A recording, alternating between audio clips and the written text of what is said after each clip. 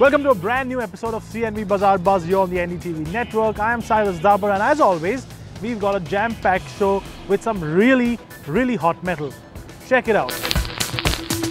The big battle, the facelift Ciaz takes on the Verna. The Ford Aspire facelift and the all-new Mercedes-AMG G63.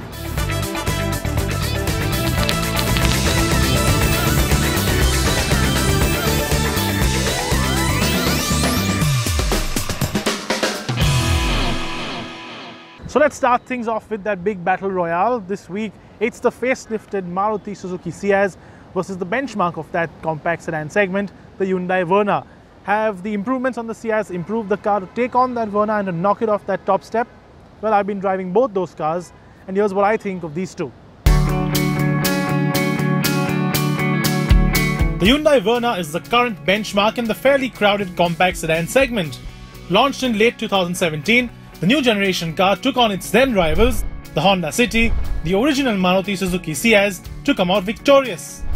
Earlier this year, it faced fresh competition from the Toyota Yaris too. But even the mighty Toyota wasn't mighty enough to pip the Verna to its top spot. But now the Maruti Suzuki Ciaz is back with a facelift. It is updated with a new exterior, a new interior, and of course a new engine. But will the changes be enough to give it an edge?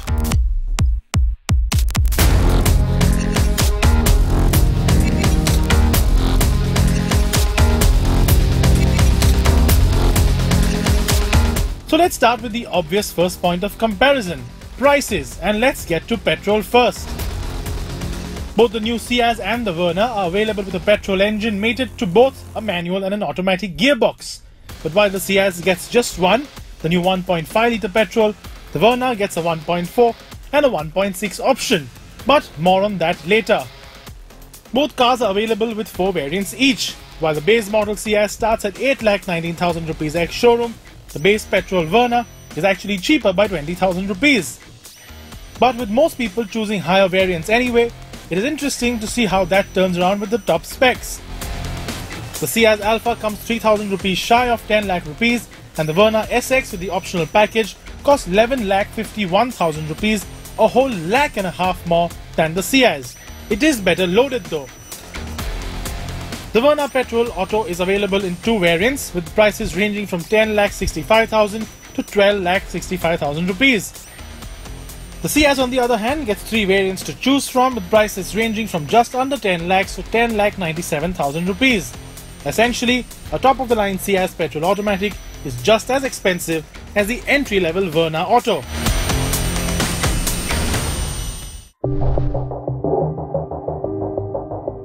While the petrol market in India is certainly booming, it is still the diesel engines that get a substantial chunk of sales figures. Just like the petrol manuals, the diesel manuals too have 4 variants each. Prices for the Verna diesel range from 9,60,000 to 12,85,000 rupees, and in comparison, the Ciaz diesel ranges from 9,19,000 to 10,97,000 rupees. Again, almost 2 lakh rupees cheaper than the Hyundai, which is a massive difference in this segment. But the Verna diesel gets 2 automatic options too at 11,84,000 and 12,99,000 rupees, while the Ciaz has no diesel automatic option.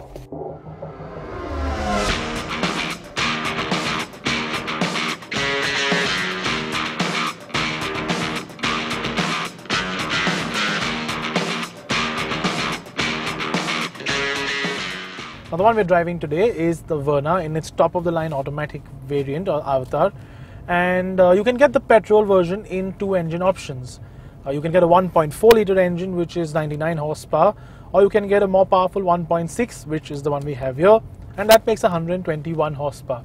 Now this engine is the most powerful engine not just in the Verna range and not just when you compare to the Ciaz, but when you compare it to every other car in the category too. It's more powerful than the 1.5 you get in the Honda City. It's more powerful than the 1.2 turbo engine that you also get in the Vento.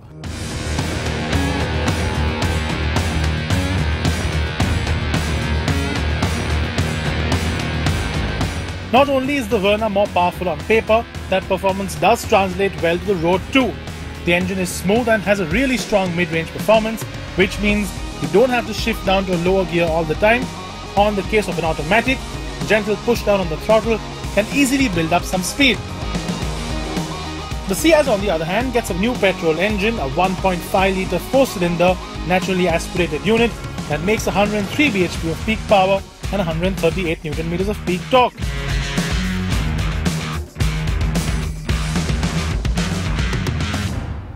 Now when you compare to the 1.4-litre engine that the Ciaz got in the previous generation, this new 1.5 is definitely more powerful, more refined, and does translate all that performance from paper to tarmac. But when you compare this engine to the Verna feels a little bit more powerful because it, well, just is. The Ciaz does seem to struggle a little bit on the highway. In the city, not so much, especially in bumper-to-bumper traffic. But on the highway, when you do start to get flowing roads, you do want to reach higher speeds, triple-digit speeds especially, Ciaz does seem to struggle just a tad bit, and it's a little more strained, a little noisier too.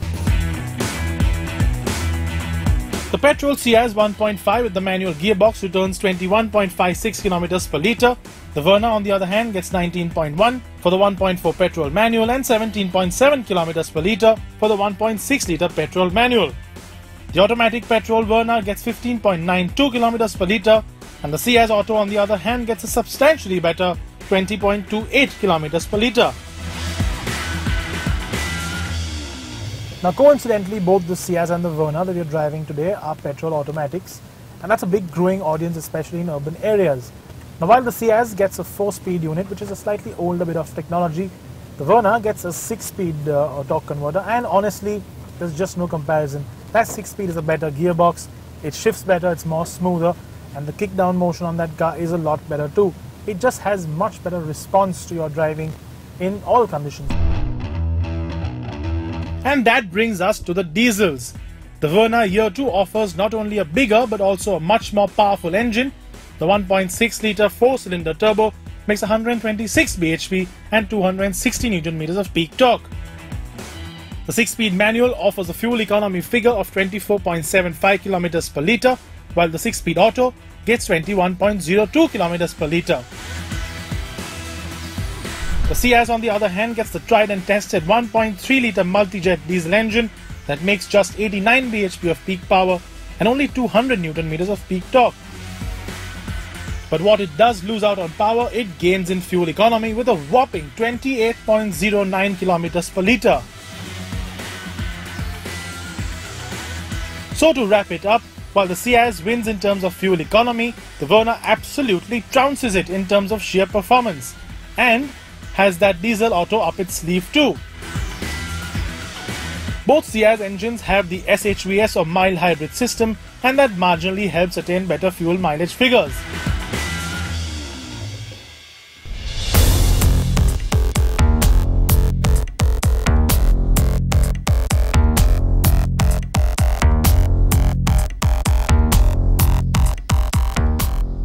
Now the Verna and the Ciaz both have a touchscreen, both have inbuilt navigation, they both have Apple CarPlay, they both have Android Auto, they both have the standard Bluetooth functions, and they both have a USB charger on the bottom. So it's very difficult for a car to stand out in the midst of all the sort of noise that you get in the market, in the industry.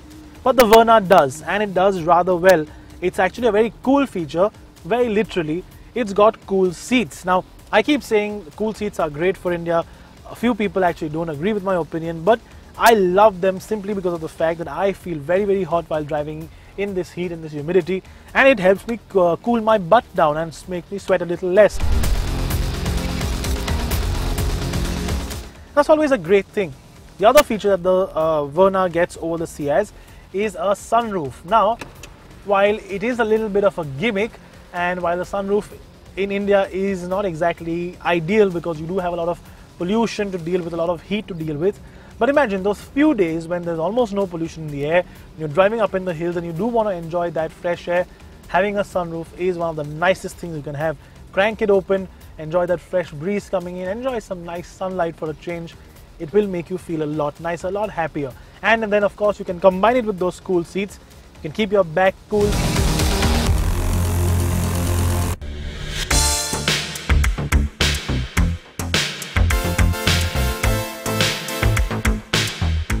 While the Ciaz is slightly lower in terms of features, it does differentiate itself by offering a light forward insert in the dashboard. and those combined with the brushed aluminium bits do make the car look a little more premium. That said, the Verna is clearly ahead in this segment too because of all the extra features you get over the Ciaz. And that brings us to rear seat space and comfort. Now that of course is a very important part of the buying decision in the compact sedan space because most owners are still chauffeur driven as compared to driving the car themselves. And the Verna is the least spacious in this category because even though it's based on a brand new platform, it just is really low on rear leg space and rear head space and just feels a little claustrophobic. In comparison though, the Ciaz is the most spacious car in the category and of course has the most amount of leg space. Both cars do get charge points at the rear, a flip down central handrest and of course rear AC vents.